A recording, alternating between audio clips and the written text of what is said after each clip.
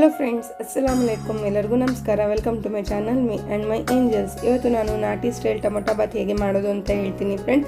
ತುಂಬ simple and ಈಸಿಯಾಗಿ ಮಾಡ್ಕೊಳ್ಬೋದು. ಇದನ್ನು ಬೆಳಗ್ಗೆ ತಿಂಡಿಗೆ ಅಥವಾ ಮಧ್ಯಾಹ್ನ ಊಟಕ್ಕೆ ಅಥವಾ ಟಿಫನ್ ಬಾಕ್ಸ್ಗೆ ಇದನ್ನು ತುಂಬ ಈಸಿಯಾಗಿ ಮಾಡ್ಕೊಳ್ಬೋದು. ಇದನ್ನು ರೈತ ಜೊತೆ ಅಥವಾ ಚಟ್ನಿ ಜೊತೆ ತಿಂದರೆ ತುಂಬ ಟೇಸ್ಟಿಯಾಗಿರುತ್ತೆ ಫ್ರೆಂಡ್ಸ್. ಬನ್ನಿ ಈಗ ಇದನ್ನು ಹೇಗೆ ಮಾಡೋದು ಅಂತ ನೋಡೋಣ. ಫಸ್ಟು 2 ಗ್ಲಾಸ್ ಅಕ್ಕಿನ ಚೆನ್ನಾಗಿ ತೊಳೆದು ಅರ್ಧ ಗಂಟೆ ಮುಂಚೆ ನೆನೆಸಿಟ್ಕೊಳ್ಬೇಕು. ಅರ್ಧ kg ಅಕ್ಕಿ ಇದೆ ಇದು. ಈಗ ಒಂದು ಮಿಕ್ಸಿ ಜಾರಲ್ಲಿ 2 ಟೇಬಲ್ ಸ್ಪೂನ್ ಅಷ್ಟು ಹಸಿ ಕೊಬ್ಬರಿ, ಒಂದು 3 ಬೆಳ್ಳುಳ್ಳಿ, ಹಾಗೆ 2 ಇಂಚು ಶುಂಠಿ, 1 ಇಂಚು ಚಕ್ಕೆ, ಒಂದು 5 ಲವಂಗ ಹಾಕಿ ಇದನ್ನು ಚೆನ್ನಾಗಿ ರುಬ್ಬಿಟ್ಕೊಳ್ಬೇಕು. ಈ ರೀತಿ ಪೇಸ್ಟ್ ಮಾಡಿಕೊಂಡು ಈಗ ಒಂದು ಕುಕ್ಕರಲ್ಲಿ 80 ಗ್ರಾಮ್ ಅಷ್ಟು ಎಣ್ಣೆ ಹಾಕಿ 2 ಬಿರಿಯಾನಿ ಎಲೆ ಹಾಕ್ಕೊಂಡು 1 ಇಂಚಷ್ಟು ಚಕ್ಕೆ ಹಾಕಿ ಈಗ ಇದಕ್ಕೆ 200 ಗ್ರಾಮ್ ಈರುಳ್ಳಿ ಈ ರೀತಿ ಉದ್ದ ಕಟ್ ಮಾಡಿಕೊಂಡು ಹಾಕ್ಕೊಂಡು ಇವಾಗ ಈರುಳ್ಳಿನ ಚೆನ್ನಾಗಿ ಫ್ರೈ ಮಾಡ್ಕೊಳ್ಬೇಕು, ಕೆಂಪು ಕಲರ್ ಬರೋವರೆಗೂ.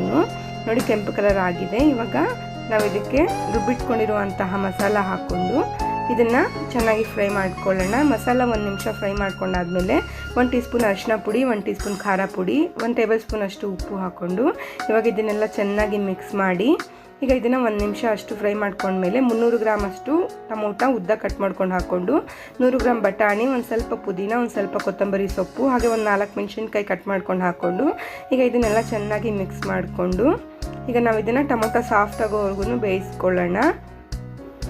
ನೋಡಿ, ಟೊಮೊಟೊ ಎಲ್ಲ ಸಾಫ್ಟ್ ಆಗಿದೆ. ಈಗ ಇದಕ್ಕೆ 1 ಗ್ಲಾಸ್ ಅಕ್ಕಿಗೆ 1.5 ಗ್ಲಾಸ್ ನೀರಂತೆ 3 ಗ್ಲಾಸ್ ನೀರು ಹಾಕ್ಕೊಂಡು ಚೆನ್ನಾಗಿ ಮಿಕ್ಸ್ ಮಾಡಿ ಈಗ ಇದಕ್ಕೆ ನಾವು ನೆನೆಸಿಟ್ಕೊಂಡಿದ್ವಲ್ಲ ಅಕ್ಕಿ, ಅದನ್ನು ಹಾಕ್ಕೊಳ್ಬೇಕು. ಅಕ್ಕಿ ಎಲ್ಲ ಹಾಕ್ಕೊಂಡಾದ್ಮೇಲೆ ಮತ್ತೆ ಒಂದು ಸತಿ ಮಿಕ್ಸ್ ಮಾಡಿ ಈಗ ಇದಕ್ಕೆ ಕೊನೆಯದಾಗಿ 1 ಟೀ ಸ್ಪೂನ್ ಅಷ್ಟು ಗರಂ ಮಸಾಲ ಹಾಕಿ ಮತ್ತೆ ಒಂದು ಸತಿ ಚೆನ್ನಾಗಿ ಮಿಕ್ಸ್ ಮಾಡಿ ಈಗ ಕುಕ್ಕರ್ ಮುಚ್ಚಳ ಮುಚ್ಚಿ 2 ವಿಸಿಲ್ ಬರೋವರೆಗೂ ಬೇಯಿಸ್ಕೊಳ್ಳೋಣ. ಈಗ ಕುಕ್ಕರ್ ಸ್ವಲ್ಪ ತಣ್ಣಗಾದ್ಮೇಲೆ ಓಪನ್ ಮಾಡಿ ಈಗ ಇದನ್ನೆಲ್ಲ ಚೆನ್ನಾಗಿ ಮಿಕ್ಸ್ ಮಾಡ್ಕೊಳ್ಳೋಣ. ಈ ರೀತಿ ಎಲ್ಲ ಒಂದ್ಸತಿ ಮಿಕ್ಸ್ ಮಾಡಿ ಈ ರೀತಿ ಮಸಾಲ ರುಬ್ಬಿ ಮಾಡಿಕೊಂಡ್ರೆ ತುಂಬ ಟೇಸ್ಟಿಯಾಗಿರುತ್ತೆ ಫ್ರೆಂಡ್ಸ್. ನೀವು ಒಂದ್ಸತಿ ಈ ರೀತಿ ಟ್ರೈ ಮಾಡಿ. ಇದನ್ನು ನಾವು ಬೆಳಗ್ಗೆ ತಿಂಡಿಗೆ ಅಥವಾ ಮಧ್ಯಾಹ್ನ ಊಟಕ್ಕೆ ಬಿಸಿ ಬಿಸಿ ಮಾಡಿಕೊಂಡು ರೈತ ಅಥವಾ ಚಟ್ನಿ ಜೊತೆ ತಿಂದರೆ ತುಂಬ ಚೆನ್ನಾಗಿರುತ್ತೆ. ನಿಮಗೆ ಈ ರೆಸಿಪಿ ಇಷ್ಟ ಆದರೆ ಪ್ಲೀಸ್ ಫ್ರೆಂಡ್ಸ್ ನನ್ನ ಚಾನಲ್ನ ಸಬ್ಸ್ಕ್ರೈಬ್ ಮಾಡ್ಕೊಳ್ಳಿ, ಲೈಕ್ ಮಾಡಿ, ಶೇರ್ ಮಾಡಿ, ಕಮೆಂಟ್ ಮಾಡಿ. Thanks for watching my channel.